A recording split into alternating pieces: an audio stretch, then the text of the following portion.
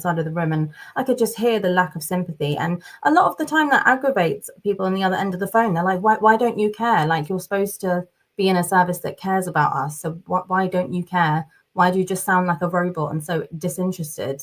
And, you know, when you phone the police, that's your first point of contact. I mean, that's what the police call this department, first contact. So the first point of contact with the police should be a positive one. And a lot of the times it's not, because they are just robots at the end of the phone.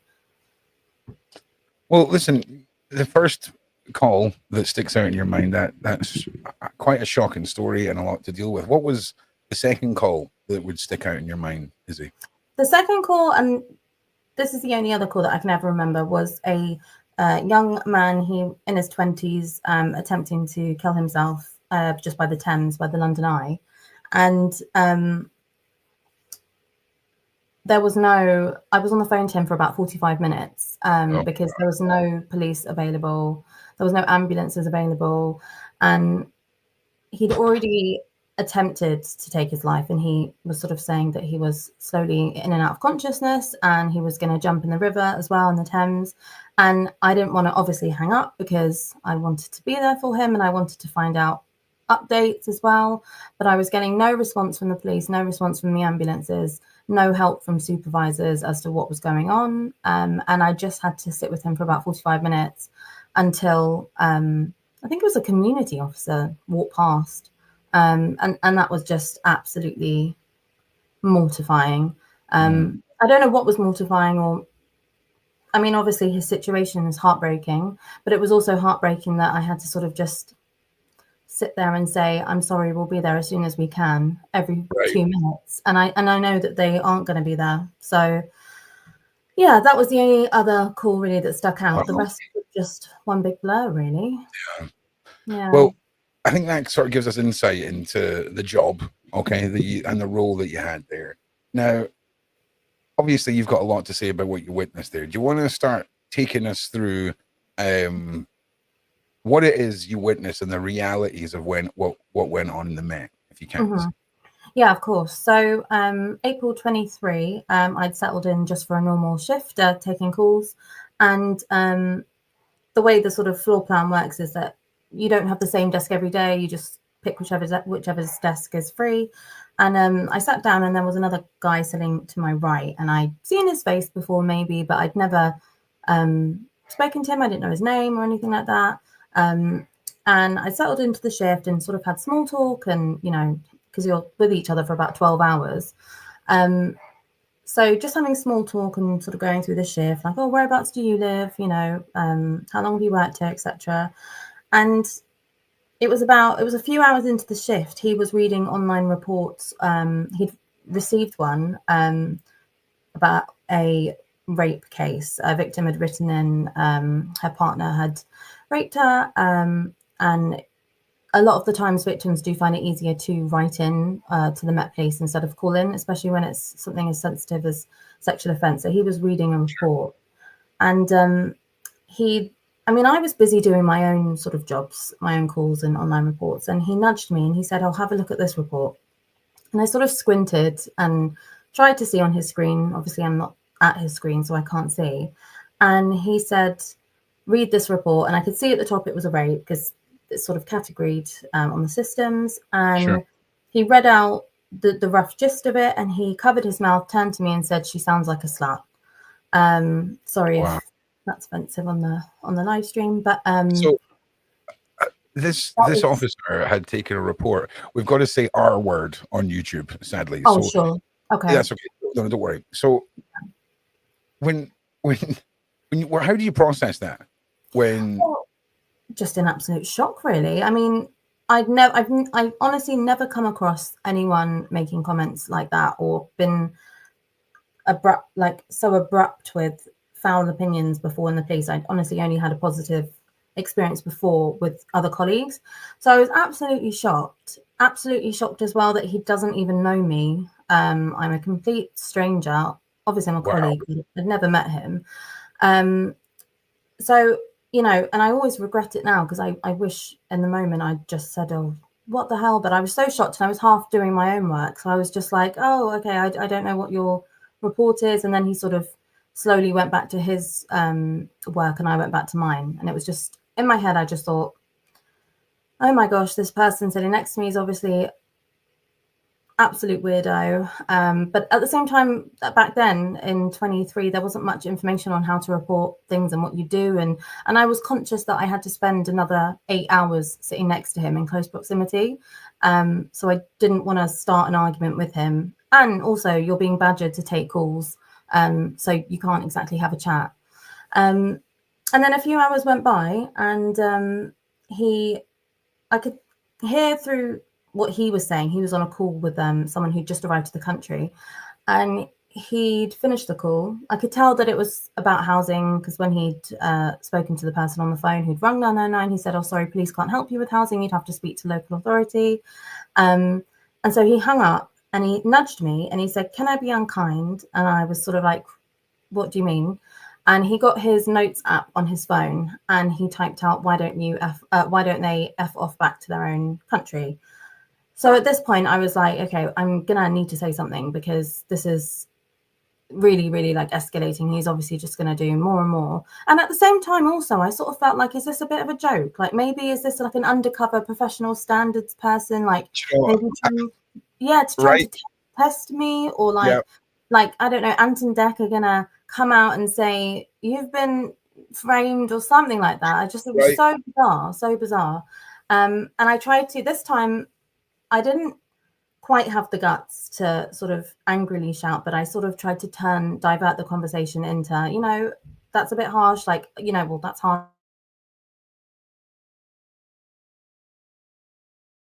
I think Izzy may have just got a phone call. That's usually what happens when someone gets a phone call. So we'll just take a moment there to just remind you guys to like and subscribe. Please share, please push this out. I could really use your help with my little shows here, and I've got a lot planned over the next few weeks for guests and interviews and a whole bunch of other shenanigans that's starting up over on my channel and a few other places to keep us going with our awakened mindsets, shall we say.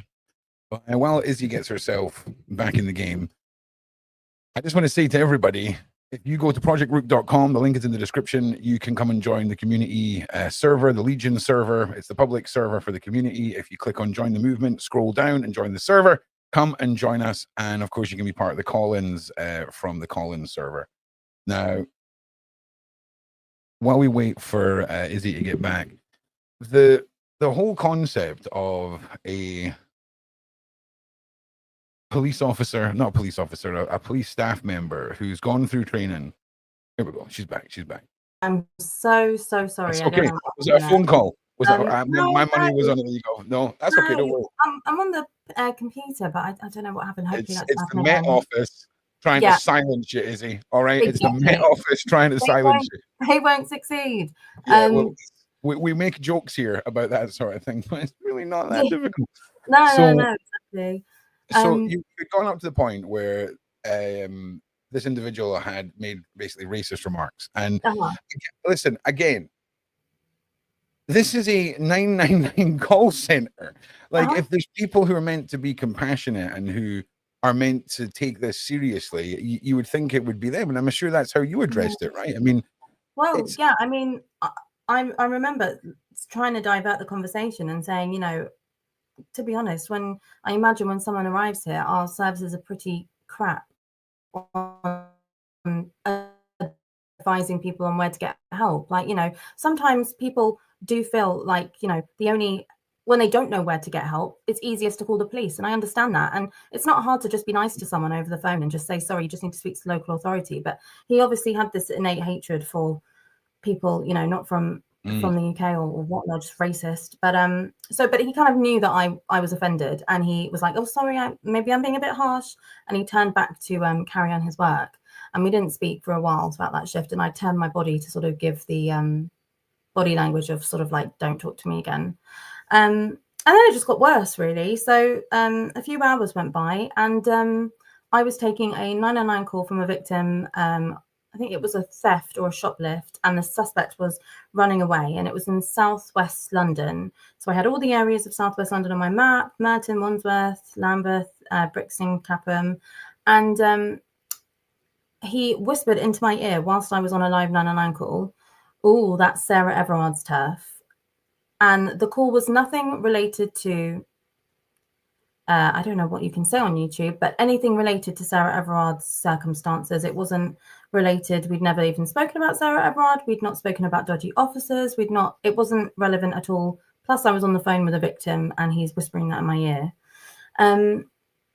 So I was really, really creeped out at this point, obviously conscious that I don't know how to report any of this. Also, I don't have any proof. I don't wear cameras like body cam or anything. So it's just going to be my word against his. And so I just finished the shift. I didn't have long to go. And then as the shift finished, I sort of hung back for about half an hour to avoid him at the door. And throughout the shift, before all the comments, we'd sort of, in small talk, realised that he lives in a complete opposite direction to me. So in my head, I was always thinking, oh, thank goodness that I don't have to get the same type of train or bus home as him. And so I hung back after work for 20 minutes to avoid him. And as I left, lo and behold, he was waiting outside. Wow. And he was across the road at his bus stop and I was at my bus stop, and luckily my bus was arriving. And he screamed over the road and he said, "When's your bus coming?" And I was like, "Oh, it's here, bye." And I jumped on the bus, and as the bus was pulling off, I heard banging on the bus as if someone was banging it to stop it. And all of a sudden the bus stops, the doors open, and he jumps on the bus and he comes and sits next to me. And I said, "Why are you on this bus? This is not, it's going the complete opposite direction." And he said, "I'm coming your way tonight." Oh. And at that point, I just thought, God knows what's going to happen. To be honest, I don't know what is going to happen. Like, Honestly, I was kind of thinking at that moment, I'm recreating how they're going to recreate my final moments from CCTV on like Crime Watch. At that exactly, point. or like you know what I mean? Yeah, thank God I've got a birthmark or something. Just, and my mind is going like to the worst, but also like it's not going to the worst. I'm like, oh, it could be so bad, but maybe I'm being stupid or whatnot. But collectively, with all the comments he made, especially the first one, he obviously has a hatred towards women. I was just really unnerved, but I was kind of frozen and polite, and I wish I wasn't, but that's just how I responded, because we'd left work and I can't tell him to, I'm just on my own. I'm not at work anymore with supervisors to help. So he got on one of my buses and one of my tubes, and then I managed to jump off that tube, and he remained on the tube. And I went home, tried to sleep because I had to be back to work in 8 hours for another 12-hour shift. And I went home, and then I woke up the next day, went to work, and I reported it. So that was the catalyst for the journey I've been on till today. And it just got worse, really. Well, but before you take us into that, right? Let's just recap here. When you've got a fellow staff member who the first interaction with you is to refer to an R-word victim as an SE, an SLUT or whatever it was he said, right? Yeah. It's almost like there's like this shock value that he's wanting to get into this. Yeah, testing. You see what I mean? And then with the racism, and then I'm sorry, but you're describing predatory actions here. When people lurk outside buildings, right? It sounds fine when you say, "Oh, he was waiting outside." Oh no, he was lurking. He was lurking and waiting on you coming out of there. And that is danger signs. Okay. Especially when, like I say, the first interaction is this insulting, degrading term for a woman who is in an R-word case, and that's the first thing he says to you. It strikes me as the same sort of people who like flash people in the street, right? It's that mindset of shock that they want. So he's waited for you, he's banged on the bus, he's came on the bus, he's joined you on a tube, and then in my mind, he has relinquished control and allowed you to walk free from that tube. Do you see what I'm saying? It's all this control and coercion without anyone being able to tell what's going on. So you reported it, and did things escalate? Because one thing I wanted to ask you is the stigma of, police reporting on other police. You see it in the movies, you see it, all the time. And it's like, there's like this, we don't tell on each other. Did you Yeah, feel exactly. that stigma, Yeah, even though you were, yeah, yeah, and terribly, terribly. did you know the consequences of being a tattletale on another staff member or officer? Was that something that resonated with you? Was that something that was a Not concern? initially. Like, I thought maybe initially, like, you know, well, no, because when I reported it, when I initially reported it, all in my head was, this man's a weirdo. I need to report him. He's dangerous. I don't. But it wasn't until I'd have to speak to people about it, like certain supervisors that were on shift or other people started to find out, that like comments would come up or with looks, or there'd be gossip about it, or don't sit next to her. She can't take a joke. She might report you. Things like that, which was really isolating. And there's a terrible, terrible stigma. And, you know, like I've said to loads of people, police seem to take major offense when you criticize police officers or staff or, you know, employees of the police. And I don't understand why. You know, if everyone wants to make a better police force and a good police force, you wouldn't have any problem with doing what you can to make it better. But there was an uncomfortable reception, and a lot of whispering and gossip, and I felt isolated. I had a couple of friends who understood where I was coming from and were there for me 100% in the police, but the majority, and I hate to say it, but the old school officers and staff really had, I was kind of like, how do I describe, sort of like, they just didn't want to be associated. And, you know, I felt like the conversation always, whenever I like sat in a room with certain people, the conversation would just die because they obviously know that I report people and they feel like they couldn't speak freely in front of me. But I mean, that's a red flag in itself, because obviously what they want to say is dodgy if they're worried to say it around me. But yeah, I definitely got labeled.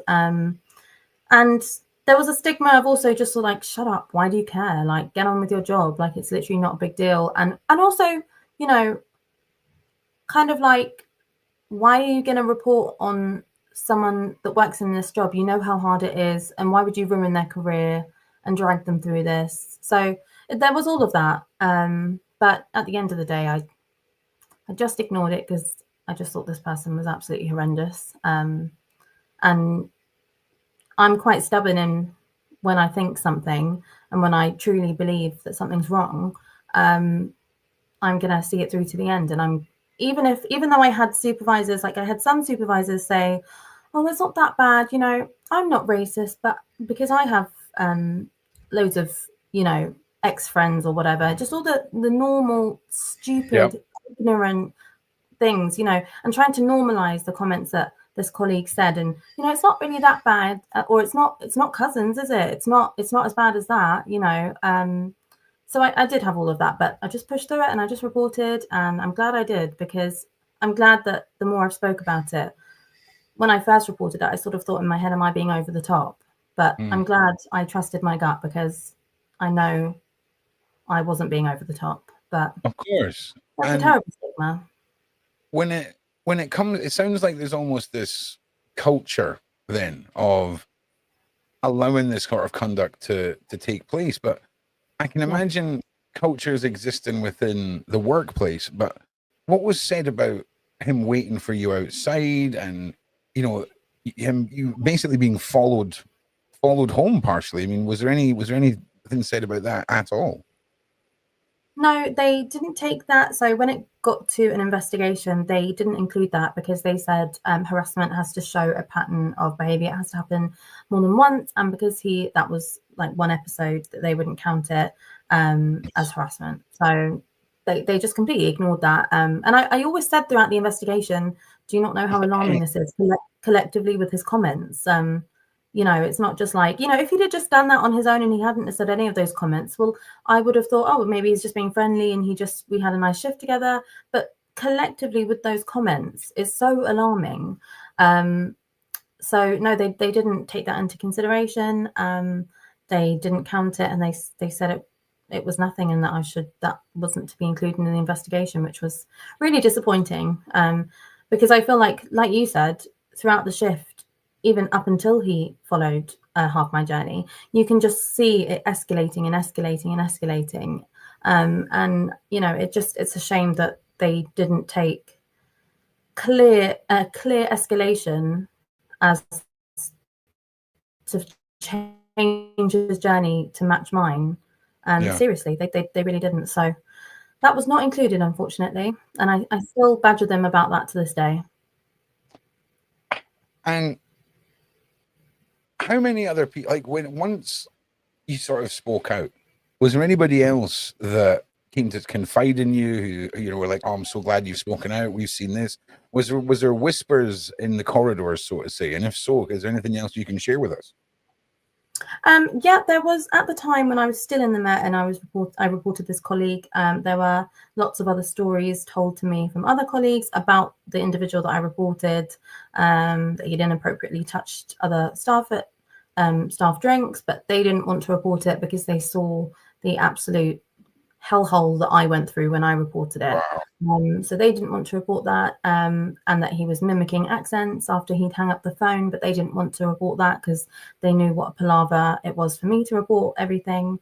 But when I left the Met and I became publicly vocal about everything, I got so many, well, I still do today, I get so many messages, DMs from current and ex serving officers and staff that tell me their stories. And some of them are just absolutely dreadful. Like mine is not even the worst. It really isn't. I mean, even in the news the other day where some officers have been given a warning for saying derogatory comments about an R victim as well. You know, mine is not the worst. And there are so many serving officers that I feel, and staff, that wish they could report what they witnessed, but they're just too scared to, because they just know it's just going to be an absolute palaver, or they're just going to be not believed, or they're just going to be like ostracized or lose their job.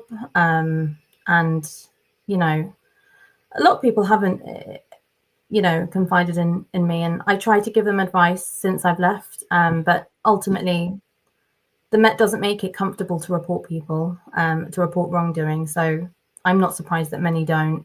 But lots of people are grateful that I'm speaking out. Yeah, of course.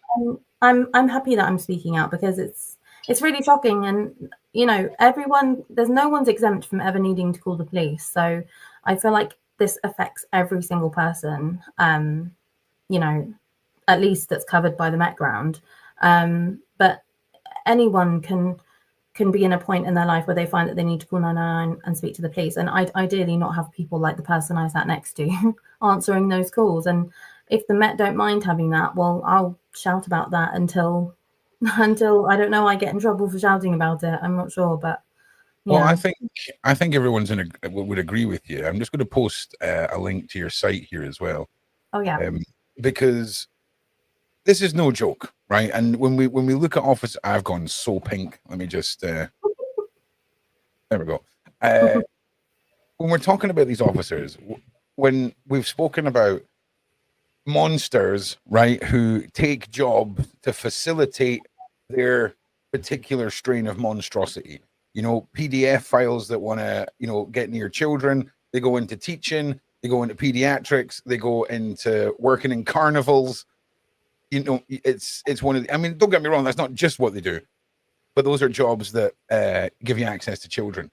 Do you think, right, there is a form of psychopath or sociopath who is lured to this position because of their enjoyment in these horrible moments in people's lives? Because, yeah, you know, you look at investment banking, they will hire a psychopath who can sleep at night after you displace 2,000 villagers in Africa to whack an oil pipe through 10 villages, right? Great for business, terrible for mankind. Do you think that there's an argument that could be put forward for the mindsets of some of these individuals being geared towards an enjoyment out of the position that they're in? Definitely. I mean, it's definitely that, and 50-50 attracting people that sort of want that power, that control, position of authority.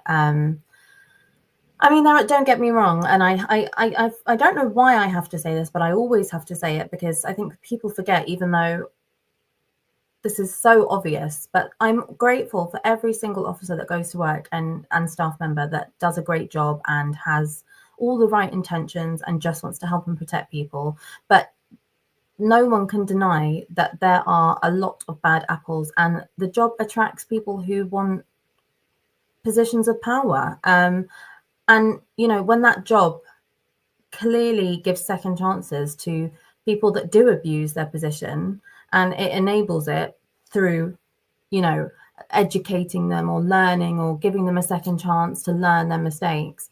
You know, when you're giving, when a job does that, you know, even cases in the news where mine, you know, he was just dismissed and then rehired. There's other cases where there's been terrible racism in WhatsApp groups, and even, you know, just dreadful things. Or an officer the other day was misconduct procedure was published on the Met site. He'd sent unsolicited pictures of his genitals to other officers, female officers, without their consent. He just gets a written warning. You know, when you evidently just enable, it can attract. I honestly do think the police half attracts people who are the best of society, and it attracts the worst of society. And I think the police don't do a good job of weeding the worst out, even when it's in plain sight. But yeah, it definitely does attract some real terrible people. Well, look. Let me throw this at you. In recent times, the police are getting a lot of criticism. There seems to be a bit of instability going on in the country right now for a lot of factors, and we're seeing police arresting people for social media posts. We're seeing this dilution of what made the police in the first place. Now, last night we had an open panel on the grooming gang situation with two victims and survivors of grooming gangs, and Maggie Oliver, I think her name is. I'm terrible with names. And when you hear stories of police officers who've taken oaths, okay, who've done all this, swore to protect the public, and